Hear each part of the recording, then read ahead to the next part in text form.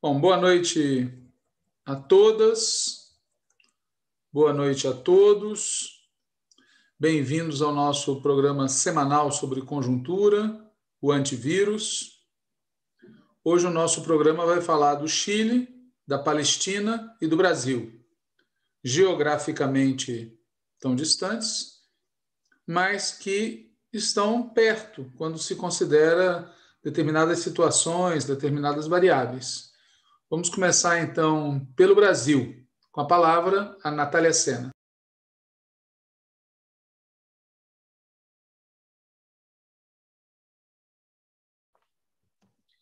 Boa noite, Walter. Boa noite a todo mundo que está assistindo a gente aqui em mais esse programa antivírus, né? Como o Walter disse, hoje a gente vai falar sobre Brasil, Chile, Palestina, tão longe, tão perto. E eu vou falar um pouco sobre o cenário no Brasil.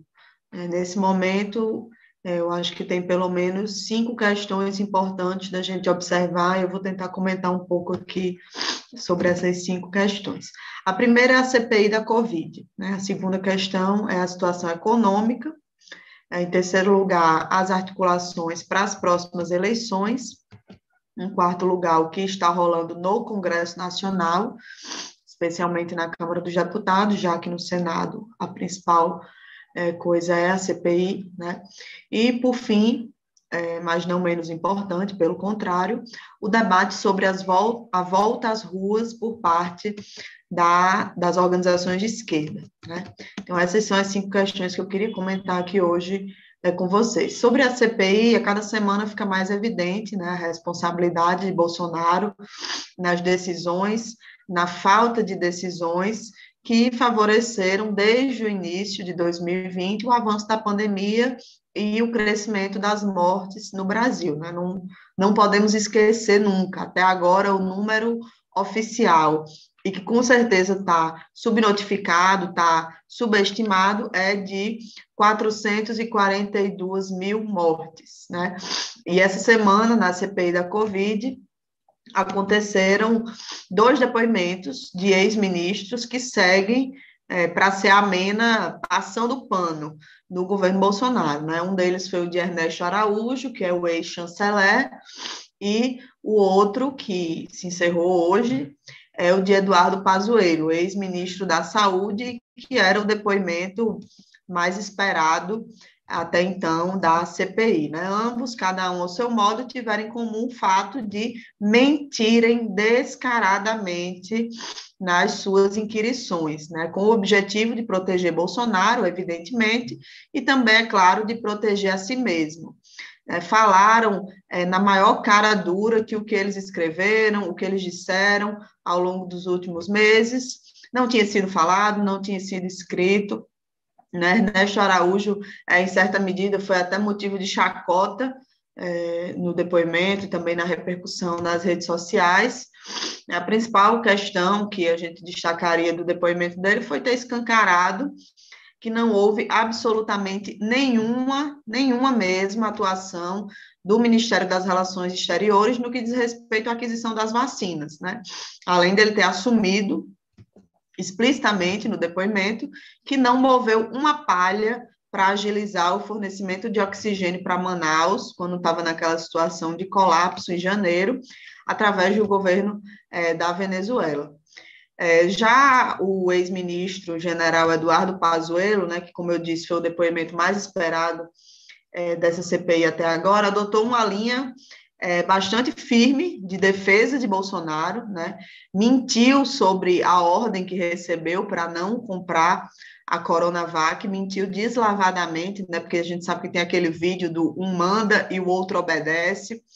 Tem também vídeo de Bolsonaro dizendo explicitamente que determinou que a vacina não fosse comprada, mas ele afirmou que não recebeu ordem para não comprar a vacina. Então, a mentira correu solta realmente nessa semana na CPI, né? Mas o que eu queria destacar, que chamou a atenção nesse depoimento de Pazuello, foi um certo excesso de segurança do ex-ministro, né? Para quem tentou não ir, para quem tentou participar online, para quem entrou com medida judicial para poder ficar calado, ele estava bastante firme, bastante seguro, digamos assim, e, ao menos no dia de ontem, né, eu percebi um certo baixo perfil na inquirição dele.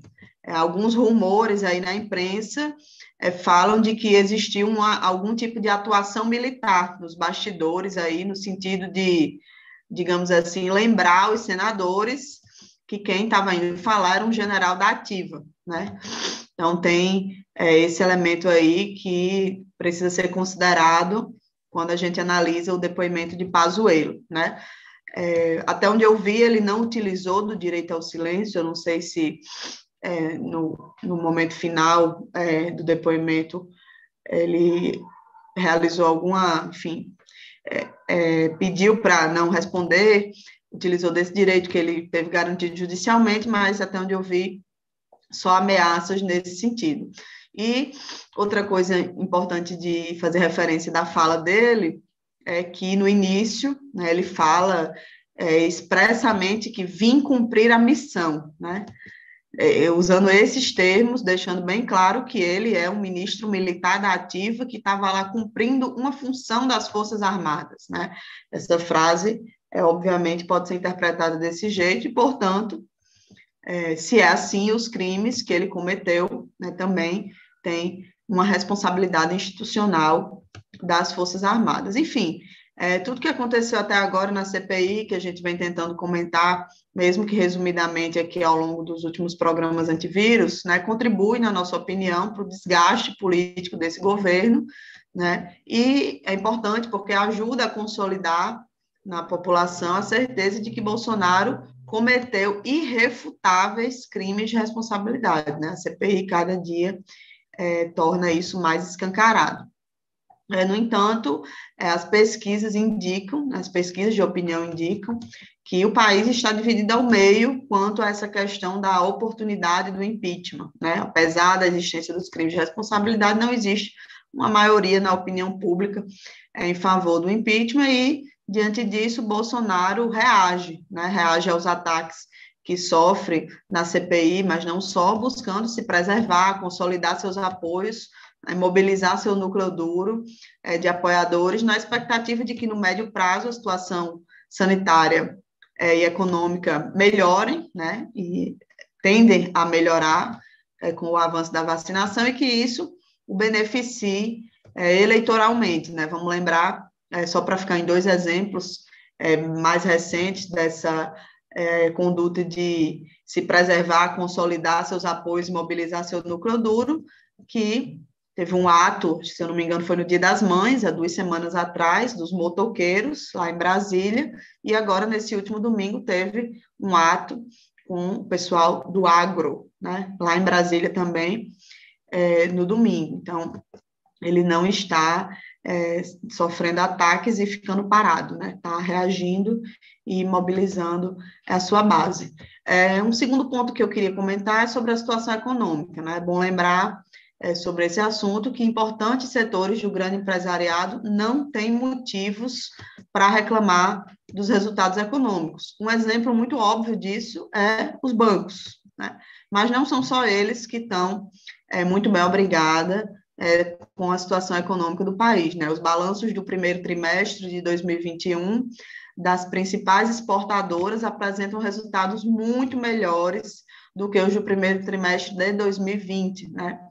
E tem também o boom do mercado imobiliário, né? Que depois de crescer quase 60% em 2020, a expectativa é de um aumento de mais de 30% em 2021 nas vendas de imóveis, né? Especialmente imóveis destinados a pessoas das faixas de renda mais altas. Então, visto de conjunto essa situação, inclusive essa expectativa de crescimento econômico para 2022, dá para concluir que, se depender disso, né, se dependesse exclusivamente da economia, pode haver, sim, uma reaproximação, né, do empresariado com Bolsonaro ainda no primeiro turno das eleições de 2022. O grande incômodo do empresariado não é com a situação social, nem com a situação econômica, né? o grande incômodo do empresariado é que Bolsonaro, com a postura que ele adota, especialmente no que diz respeito ao combate à pandemia, mas não só, né, pode estar, de certa forma, vitaminando esse favoritismo de Lula na corrida presidencial, né? Lula que está consolidando aí seu apoio nos segmentos mais populares e disputando, é bom dizer isso, né, as pesquisas indicam, disputando o apoio a Bolsonaro nos segmentos religiosos pentecostais, né? E o Datafolha também aponta, né, já que estou falando um pouco de pesquisa, que a maioria dos eleitores da centro-direita, num segundo turno, migraria para Lula, né? Então, tem toda essa movimentação que interfere, né, e está relacionada com a situação do empresariado no campo político, né? Os candidatos dessa chamada centro-direita pontuaram muito pouco na última pesquisa, né? Ciro tem 6%, Luciano Huck 4%, João Dória 3%, Mandetta e João Amoedo 2%, né? E aí até Fernando Henrique começa a dar sinais de que não acredita na possibilidade de uma terceira via nas eleições de 2022, né? Deu declarações nesse sentido aí nos últimos dias, mas, de toda forma, a gente insiste numa coisa que é o seguinte, essa possibilidade não pode ser descartada, né? A instabilidade da situação política é muito grande e nenhuma possibilidade pode ser deixada de lado, né? As movimentações no plano presidencial, inclusive, se combinam com as movimentações de natureza estadual que têm impacto nacional, né? E aí eu queria destacar algumas para dar uma concretude a essa afirmação sobre a gente não poder descartar a possibilidade de terceira via se viabilizarem, né? Algumas movimentações aí dessa semana. Teve o episódio, né, da morte de Bruno Covas, Rodrigo Maia e Rodrigo Garcia saindo do Democratas, né?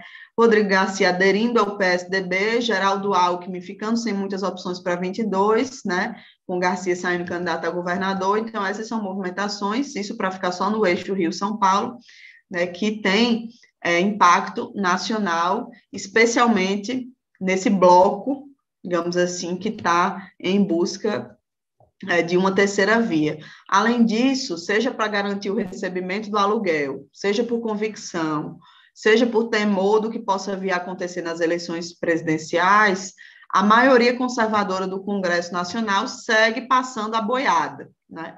Então, esse é um outro ponto que eu queria comentar aqui, né? Teve a aprovação da Lei Geral do Licenciamento Ambiental, que aprovou flexibilizações absurdas, né, nos processos de licença ambiental.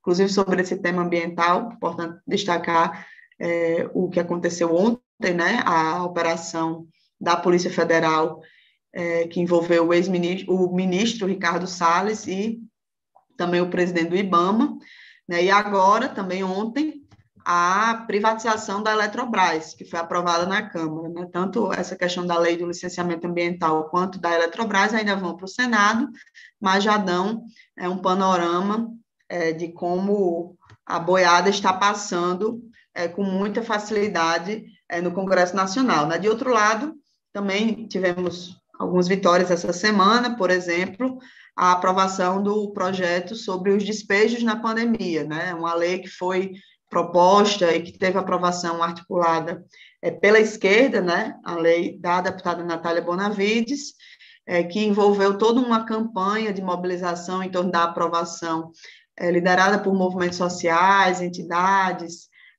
pessoal ligado ao debate urbanístico, e que só teve a urgência aprovada, e agora o mérito, graças a muita pressão, né, que Rodrigo Maia, né, apesar das inúmeras promessas, não pautou, e agora Lira pautou, né, e foi aprovado, e a gente sabe que para algo ser aprovado ali, o comando da casa precisa deixar, né, eu estou ressaltando isso porque mostra que o Centrão segue sendo o mesmo Centrão de sempre, né?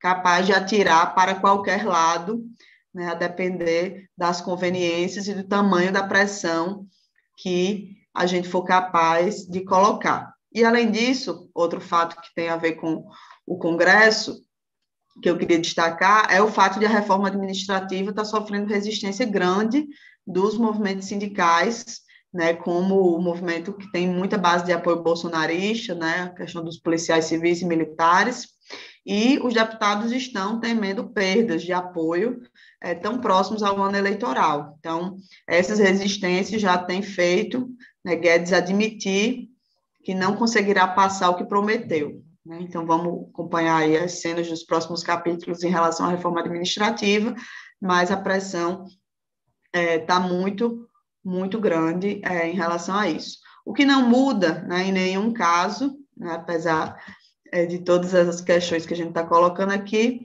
é o sofrimento do povo, que só faz crescer, né? Por isso que a gente está insistindo muito, né, que é preciso tirar Bolsonaro aqui e agora, né? Mas, como a gente sabe, uma parte importante da oposição, dos setores populares, prefere trabalhar com outro calendário, que é o calendário das eleições de 2022.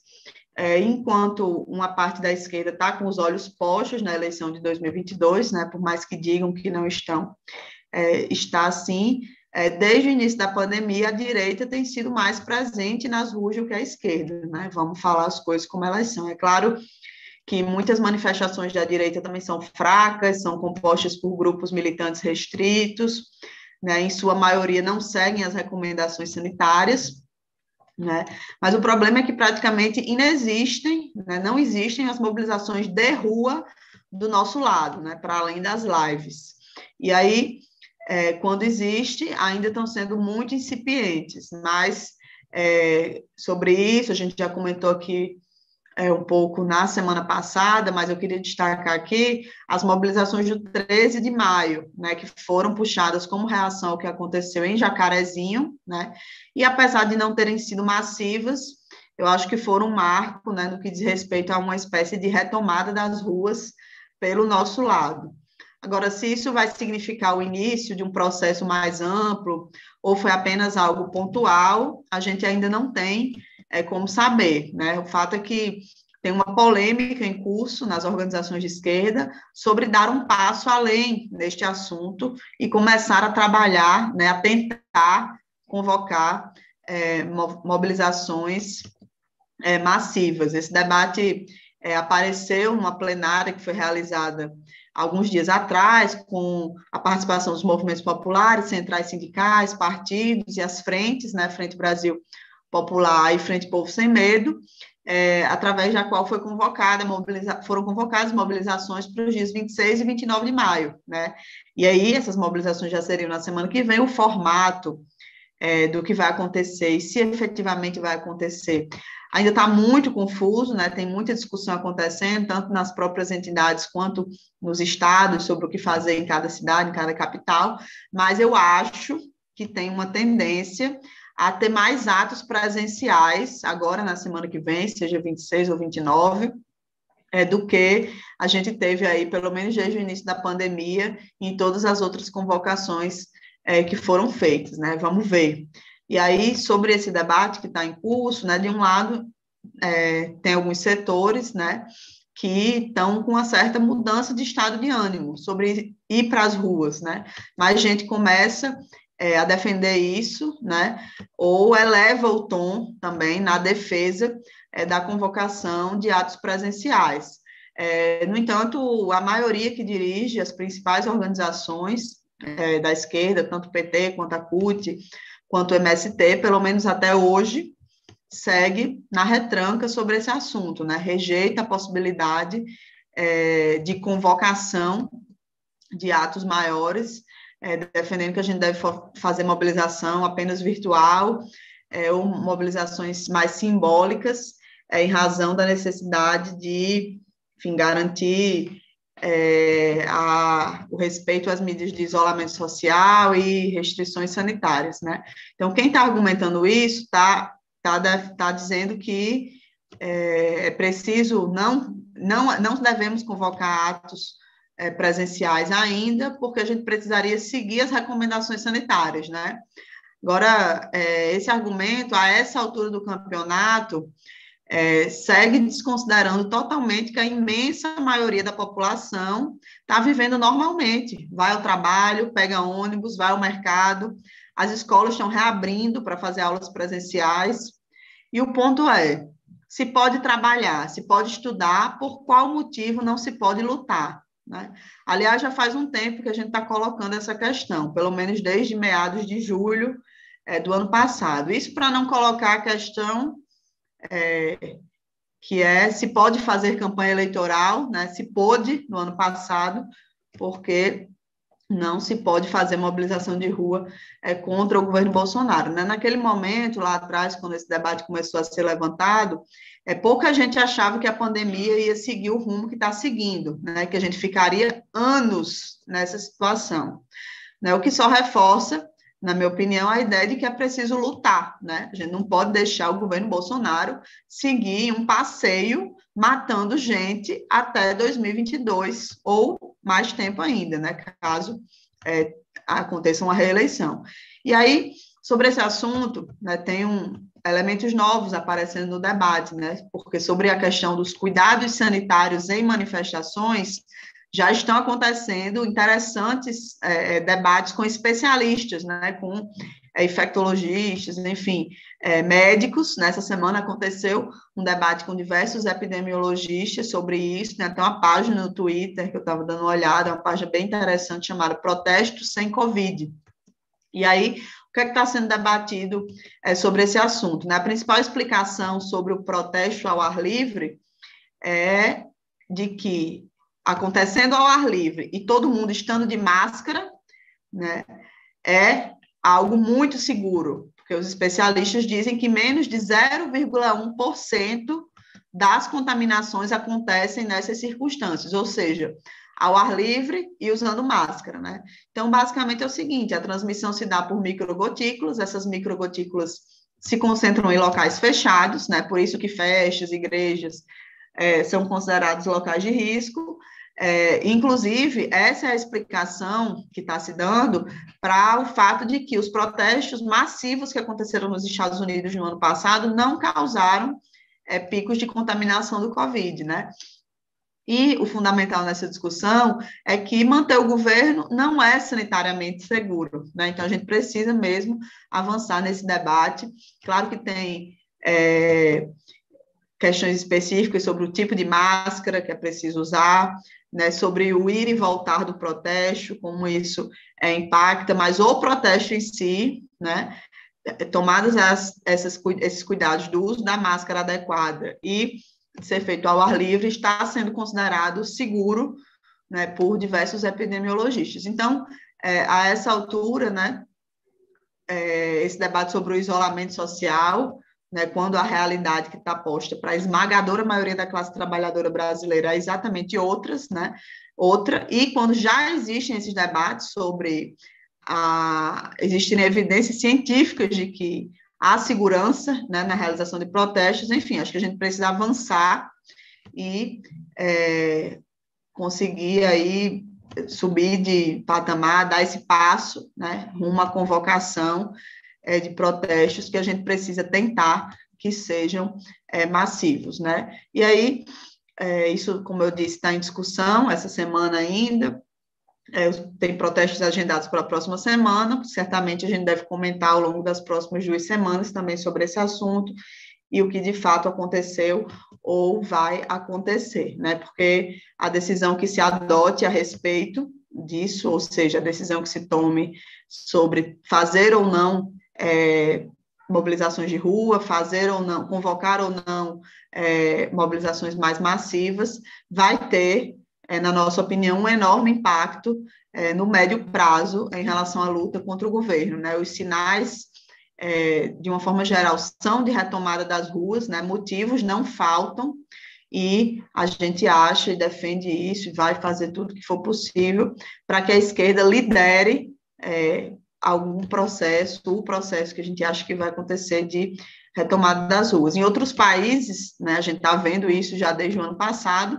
essa combinação de crise sanitária, econômica, social, crise política, acabou desembocando, né, em grandes manifestações populares de rua. Caso mais recente que a gente vai comentar aqui é do Chile, né, que, na verdade, vai comentar sobre o resultado eleitoral e que está relacionado a isso, né, e Walter também vai comentar sobre o que está acontecendo na Palestina, né, mas, assim, não são, em outros países, principalmente aqui da América Latina, no próprio Estados Unidos, a gente viu que teve um combo aí que deu gás para a retomada das ruas. Então, a gente precisa trabalhar para que no Brasil essa situação também exploda. É isso, Walter. Muito bem.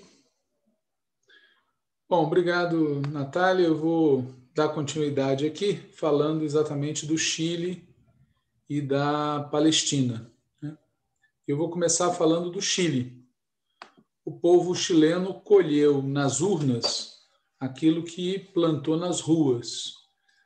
No dia 16 de maio, agora, ocorreram várias eleições simultâneas no Chile.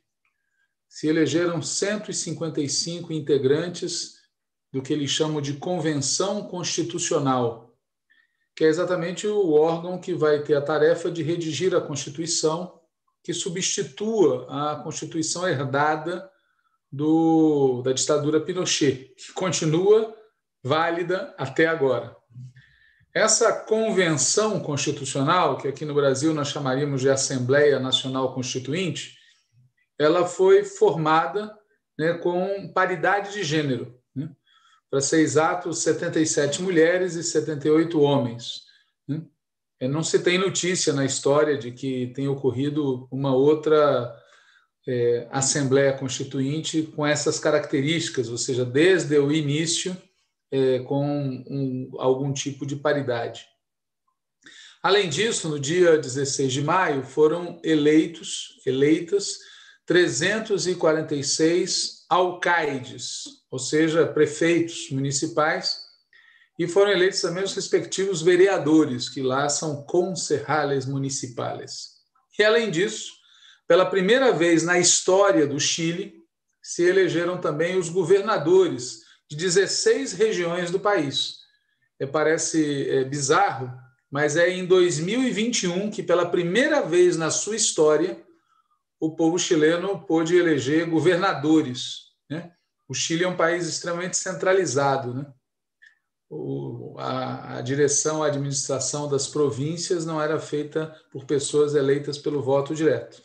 Bom, então foi uma mega eleição, né, no dia 16 de maio. Se elegeu a Assembleia Constituinte, elegeu prefeitos, elegeu governadores, elegeu vereadores. A participação foi baixa, né, 43,35%. Isso significa que votou mais ou menos 1 milhão de pessoas a menos do que votou no referendo sobre a Constituição em outubro de 2020. Vocês devem lembrar que em outubro de 2020 houve um referendo sobre a Constituição e nesse referendo votou 1 milhão de pessoas a mais do que votou agora, na eleição dos constituintes. Né? Bom, quando a gente olha o resultado das eleições constituintes, o resultado é bem claro. A direita foi derrotada. Ela não conseguiu eleger 1/3 da Convenção Constitucional. Por que isso é importante? Porque houve um dispositivo na convocatória dessa Assembleia Constituinte que, na prática, dava direito de veto a quem tivesse 1/3. Como a direita não conseguiu ter 1/3, ela perdeu o direito de veto. Por isso, não é só que ela teve uma votação minoritária, é mais do que isso. Ela não conseguiu atingir nem mesmo 1/3 que daria a eles a possibilidade de vetar avanços pela esquerda. Né? Bom, a direita foi a grande derrotada, mas não foi a única derrotada. Outra derrotada foi a centro-esquerda, que lá no Chile tem nome, chama Concertação. Concertação foi a aliança entre os democratas cristãos e os socialistas, que desde o fim da ditadura até há pouco, tá certo? Teve protagonismo no governo do país. Né? E foi um protagonismo que predominantemente congelou as coisas como elas eram. Eu já citei o fato bizarro de que tantos anos depois continue vigindo no fundamental a Constituição herdada do pinochetismo. E isso é por conta da postura conciliatória da concertação, dessa aliança entre a democracia cristã e o Partido Socialista. Durante 30 anos, a concertação e a direita vieram se alternando, né, com predomínio da concertação. Só nessa fase final agora é que, já por conta do desgaste da concertação, a direita começou a ganhar eleições. Mas também eles foram alvejados pelo resultado popular, né? E, de outro lado, houve uma vitória da esquerda, no sentido amplo da palavra, né? Houve pelo menos duas listas de esquerda, a lista Aprovo Dignidade e a lista do Povo, e, além disso, houve candidaturas independentes que são claramente de esquerda, e essas forças somadas superaram a votação da centro-esquerda, né? Da aliança que a gente chama de concertação. Ou seja, lá no Chile, quem predominou foi a frente de esquerda, não foi a frente ampla, nem foi a direita / extrema-direita. Então, quando a gente olha o conjunto do processo, a gente pode dizer que o povo chileno votou jovem, votou mulher e votou de esquerda, né? Como é que pôde ter esse resultado? Graças às mobilizações de rua. Lembrando que nessas mobilizações houve dezenas de mortos, centenas de feridos, quase 500 pessoas que saíram com dano ocular porque os carabineiros atiravam com bala de borracha nos olhos para cegar as pessoas. São uns canalhas. E milhares de pessoas foram detidas. Mas todo mundo lembra o que foram aquelas manifestações, e foram elas que, em primeiro lugar, arrancaram a Constituinte e, em segundo lugar, construíram esse resultado de agora, né? O povo chileno colheu nas urnas aquilo que plantou nas ruas, né? Eu vou dar mais alguns dados sobre o processo, todos eles colhidos num texto escrito por um companheiro nosso da Refundação Comunista de Itália, que mora no Chile, um companheiro chamado Marco Consolo, né? Ele chama atenção para o fato de que os independentes, que elegeram alguma coisa como 48 cadeiras, são de uma imensa diversidade. Alguns independentes conseguiram vaga em candidaturas, inclusive de partidos de direita, tá certo? Mas outros são claramente de esquerda. Vai ser preciso um pouco mais de tempo para saber, para decantar. Mas é bastante evidente para quem conhece as listas que a maioria dos independentes é de esquerda. Por isso, quando a imprensa ressalta o resultado dos independentes, às vezes é para disfarçar o predomínio da esquerda no processo. A lista de direita foi uma lista única. A direita se unificou no Chile e perdeu junta, né? E a esquerda saiu com duas listas e ganhou separada. Outra lição muito interessante, né? A lista Vamos por Chile, que é a lista da direita, teve 37 parlamentares eleitos, né? Foi uma lista única da direita, juntando a direita gourmet com a direita pinochetista, tá certo? Eles precisavam ter 52 cadeiras, só conseguiram 37, portanto, eles não vão ter o poder de veto. A lista da centro-esquerda, chamava a lista do Aprovo, elegeu 25 parlamentares, né? É a ex-concertação, a esquerda moderada, o centro, tá certo? Juntando principalmente Democracia Cristã e Partido Socialista, mas também outras pequenas forças. A lista Aprovo Dignidade teve 28 parlamentares. Essa lista é formada fundamentalmente por duas organizações, né? O Partido Comunista do Chile e a Frente Ampla do Chile. As duas somadas, 28 votos, mais do que os 25 votos da centro-esquerda, tá certo? Embora menos do que os 37 votos da direita. Depois teve a lista do Povo, que teve 27 cadeiras. Essa lista do Povo tem várias figuras que são totalmente de esquerda. Somando os 27 com os 28, dá 55, bem mais do que a centro-esquerda e também mais do que a direita, né?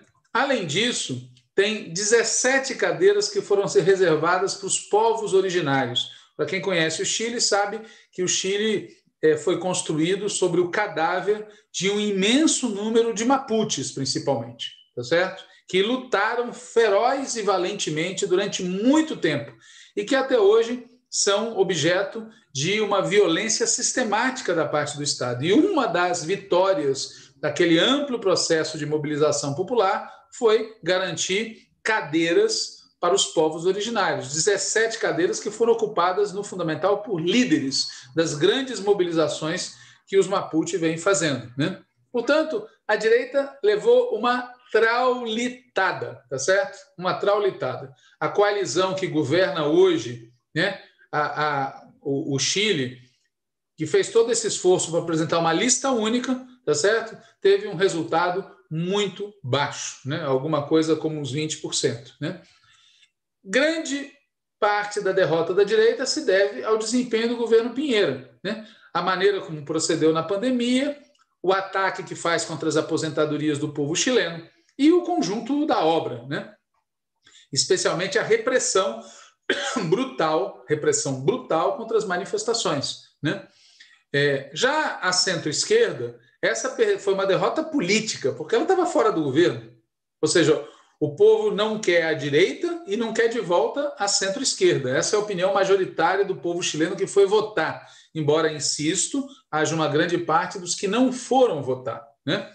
Essa centro-esquerda que foi derrotada, a turma da concertação, tem uma larga trajetória de conciliação com o pinochetismo, conciliação com o neoliberalismo, de sempre querer marcar distância da esquerda que eles consideram radical, dentro e fora do Chile, uma postura de conciliação com os Estados Unidos em algumas questões muito importantes. E é importante falar disso porque no passado e no presente, pelo menos até essa eleição, a concertação era um modelo para muita gente no Brasil, para muita gente na esquerda brasileira, inclusive para vários dos que defendem hoje a tal política da frente ampla, que ficavam mostrando a concertação como um exemplo de êxito, que governou durante muitas gestões o Chile e que agora leva esse veredito popular na testa, né? Veja que a democracia cristã, que desde os anos 60 do século passado, era uma força poderosíssima, chegou nessa eleição a ter 2 cadeiras eleitas. Daí se tira o desastre, né? É como ver o PMDB ou o PSDB ser reduzido a eleger 2 parlamentares. Uma tragédia para eles, muito bem merecida, né? E as esquerdas, como eu falei, saíram muito fortalecidas, né? Aquela lista Prova Dignidade do Partido Comunista e da Frente Ampla, que já comentei, teve 18% dos votos, elegeu 28 cadeiras, superou a concertação. O Partido Comunista elegeu 7 constituintes, né? Enfim. E a lista do povo, com aquelas 27 cadeiras que eu falei, que é uma lista que o Marco Consolo chama de guarda-chuva, mas com gente de esquerda, né? E a mesma coisa entre os independentes, muita gente claramente de esquerda e igualmente entre os povos originários. Isso não quer dizer que exista uma maioria de esquerda sólida para redigir a nova Constituição, tá certo? Você pode ter defecções, você pode ter alianças que nos surpreendam, né? E a gente pode ter um resultado que não vai estar tão perto daquilo que o povo chileno gostaria. Mas o resultado da eleição constituinte aponta num bom sentido, né? Por que tanta gente deixou de votar? Essa é uma questão para ser bem debatida, mas atenção, uma das coisas pode ter sido a imensa dificuldade de votar, essas eleições simultâneas, a cédula imensa, etc., né? Bom, na eleição para prefeituras e para governadores, o resultado não foi tão positivo para a esquerda, né? A ex-concertação, né? A força de centro-esquerda conseguiu manter um resultado muito positivo, né? A direita também, apesar de derrotas, manteve seus espaços, alguns espaços. Não foi tão clara a vitória de esquerda como foi na eleição constituinte. Entretanto, há alguns resultados muito significativos. Por exemplo, na municipalidade de Recoleta, foi reeleito o Daniel Jadu, que é do Partido Comunista, foi reeleito com 65% dos votos, e ele é o candidato à presidência da República do Partido Comunista, né? Outra novidade maravilhosa foi a eleição na região chamada de Santiago Centro, que é um dos municípios da capital, né? Foi eleita uma prefeita de nome Iracy Hasler, que é uma mulher jovem, comunista, feminista e corintiana, né? Para tristeza de alguns e felicidade de muitos, né? E, enfim, é uma vitória maravilhosa, uma pessoa de, me parece, 30 anos e filha de uma brasileira, né?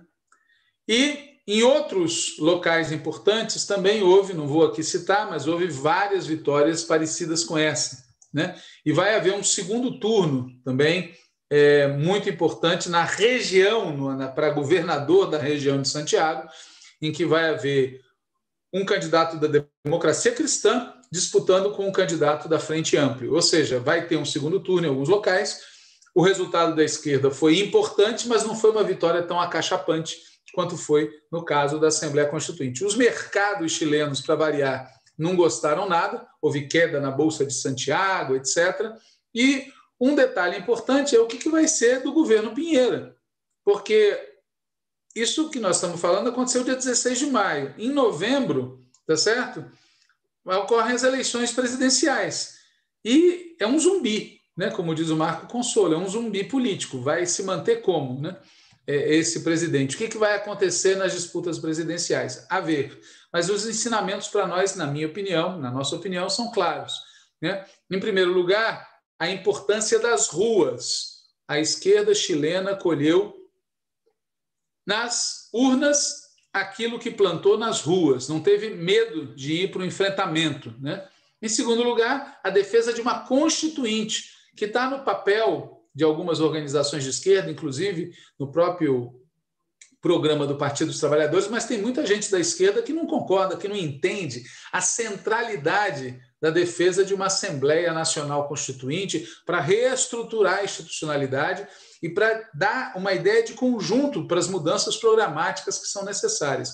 E, em terceiro lugar, uma clara puxada pela esquerda. Quer dizer, como eu expliquei, teve uma frente ampla de direita e teve uma aliança de centro-esquerda, enquanto que a esquerda foi dividida em duas listas e triunfou. Veja que curioso, né? Bom, aqui no Brasil, como a gente sabe, até agora as ruas não falaram. O tema da Constituinte queima os dedos de um pedaço da esquerda e o movimento que vem prevalecendo, infelizmente, é ir ao centro, né? Aliás, tem uma parte da esquerda que está se preparando só, única e exclusivamente para uma campanha eleitoral, e o mais divertido é que estão se preparando para a campanha eleitoral de 2002, não para a disputa de 2021 e de 2022. Quando eu falo estão se preparando para a campanha eleitoral de 2002, é porque prevalece a ideia das amplas alianças e das concessões programáticas, sem falar da babação de alguns pelo Biden, né? Já comentamos em outra oportunidade que uma parte dessa babação, esses elogios translocados ao governo Biden, tem a ver com a solução mágica que alguns encontram para resolver os problemas de investimento público, sei quando nós voltarmos ao governo. Né? Não vai precisar fazer reforma tributária, não vai precisar ir para cima do capital financeiro, não vai precisar mudar o tema, não vai precisar usar os recursos das reservas externas, basta usar o endividamento, né? O endividamento. Essa ideia é inspirada um pouco no que acontece nos Estados Unidos. O problema é que os Estados Unidos se endividam em dólar, né? Eles têm uma outra possibilidade, né? Evidentemente. Muito bem. Então, isso tudo que eu estou falando no caso dos Estados Unidos, né? É bom olhar para os que têm essa postura submissa, subalterna, ou se vocês não quiserem usar essas palavras, se vocês quiserem olhar os que têm essa postura entusiasmada com os Estados Unidos, deviam olhar para o que está acontecendo na Palestina, né? O caso da Palestina é um exemplo do que significa de verdade o governo Biden, né? Desde o dia 7 de maio até anteontem, já tinha 212 pessoas mortas, inclusive 61 crianças, 1.500 pessoas feridas, dezenas de milhares de refugiados, segundo a organização criptocomunista chamada ONU. É a ONU que diz que os números são esses, né? E o próprio exército de Israel reconhece que bombardeou até 2 dias atrás 65 objetivos na Palestina com 110 mísseis disparados de 62 aviões militares. Eles estão usando aviação militar para bombardear cidades, né? Com o pretexto de que essas bombas são umas respostas aos ataques que eles sofrem, né? Eles falam que eles estão desmontando uma infraestrutura terrorista. Provavelmente eles acham que a população de Gaza, tá certo? É um exército de gente que eles chamam de terroristas. Todos são alvo, né? Todos são alvo. A gente aprendeu que terrorismo, entre outras coisas, é transformar a população civil em alvo, né? E o que está fazendo o governo de Israel, né? O Ministério da Saúde palestino, conforme nos informa o jornal Brasil de Fato, fala que a sua sede foi atacada, clínicas, a sede da Cruz Vermelha, laboratórios de exames. Ou seja, eles estão atacando, inclusive, alvos sabidamente ligados à defesa da saúde. Não são alvos militares, né? E o próprio exército de Israel, para tentar encobrir parte dessa violência contra os civis, tem agredido sistematicamente os meios de imprensa que têm uma postura mais independente, né? É bom lembrar que essa situação que está ocorrendo agora era outra há alguns dias atrás. Alguns dias atrás, qual era a situação?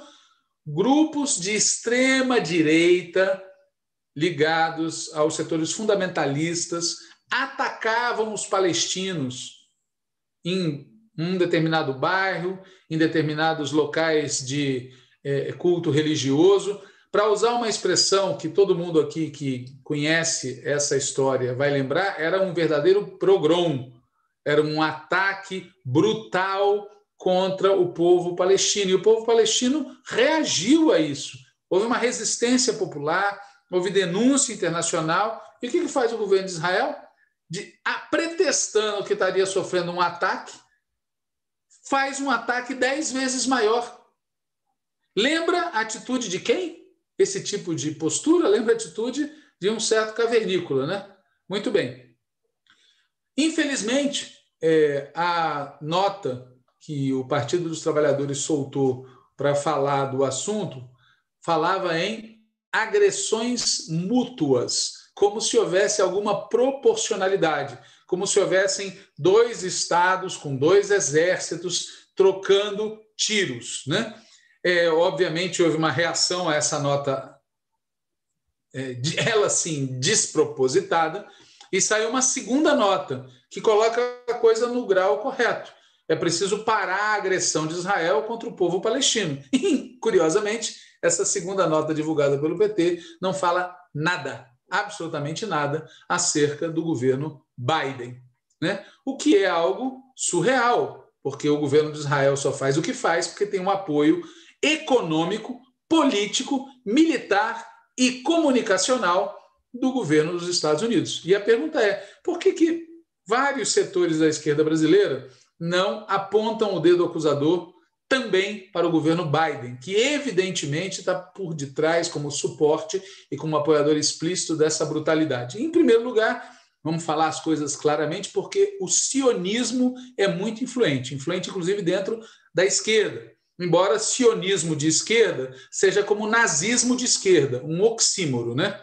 O povo palestino vem sendo vítima há décadas de práticas nazistas, feitas por um governo que manipula a memória histórica do Holocausto, quando o povo judeu foi vítima da mais brutal violência praticada pelos nazistas, né?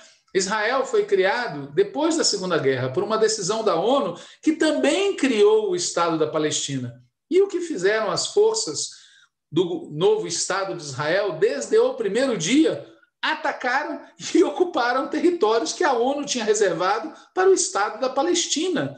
E desde então até hoje continuam fazendo a mesma coisa. Apesar disso, né, como já disse, o governo de Israel tem tido êxito em manipular a violência de que foram vítimas os judeus durante a Segunda Guerra, vítimas que foram do nazismo, não dos árabes palestinos. E usam essa manipulação para conseguir uma espécie de licença para praticar a violência nazista contra o povo palestino. E é preciso que isso seja dito e redito. O atual governo de Israel e outros que o precederam, especialmente as forças de direita, agem como os nazistas agiram contra os judeus, buscam o genocídio do povo palestino. Né?